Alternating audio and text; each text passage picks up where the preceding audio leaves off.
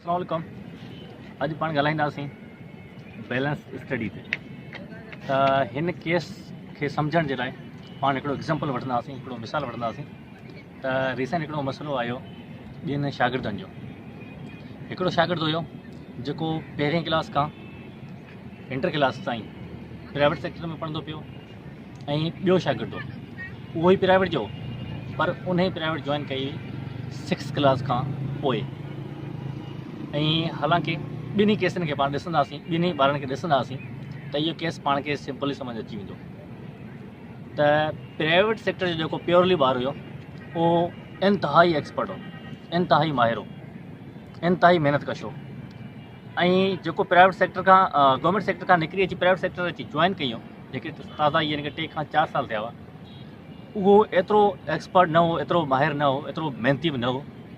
पर ॿिन्ही जी पोज़ीशन ॾिठी वञे, ॿिन्ही जी सेटिस्फिकेशन लेवल ॾिठी वञे त जेको रीसेंट जंहिं प्राइवेट सेक्टर खे जॉइन कयो उहो इंतिहाई घणो ख़ुशि हो, हुनजी रिज़ल्ट बि इंतिहाई बहितरीनु हुई।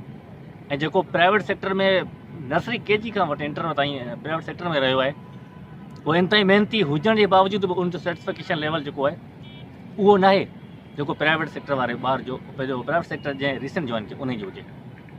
इहो छो आहे, इन जा सबब कहिड़ा कहिड़ा आहिनि, त इन्हनि जे पाण असबाब ते पाण ॻाल्हाईंदासीं, सबबनि जे रीज़न्स ते पाण काज़ज़ ते ॻाल्हाईंदासीं।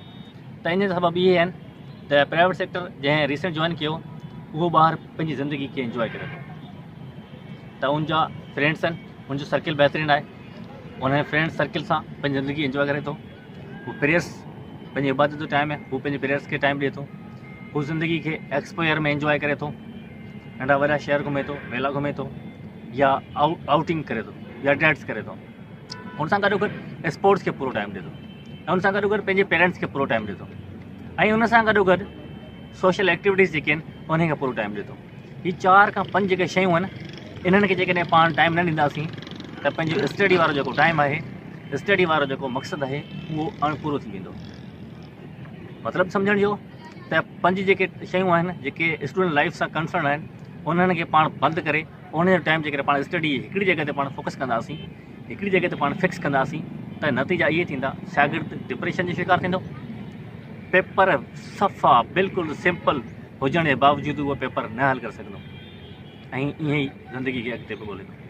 त कोशिशि करियो इन्हनि शयुनि खे बि पंहिंजी स्टडी सां गॾु गॾु खणी हलो, त अव्हां उन शइ खे इंजॉय कंदा, त अव्हांखे स्टडी बि जेको हूंदी आहे उहो सिंपल लॻंदी।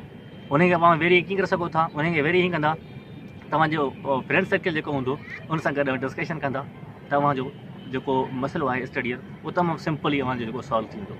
ऐं हुन सां गॾु जेका ॿिया ज़िंदगी जा जेके काज़ज़ आहिनि या इंजॉयबल जेके शयूं आहिनि उनखे ज़रूरु अव्हां टच में रहो। अदरवाइज़ पूरो फोकस किताब खे ॾियण सां अव्हां डिप्रेशन जो शिकार थी सघो था, पेपर जेके सिंपल हुजण जे बावजूदि हल न करे सघंदा।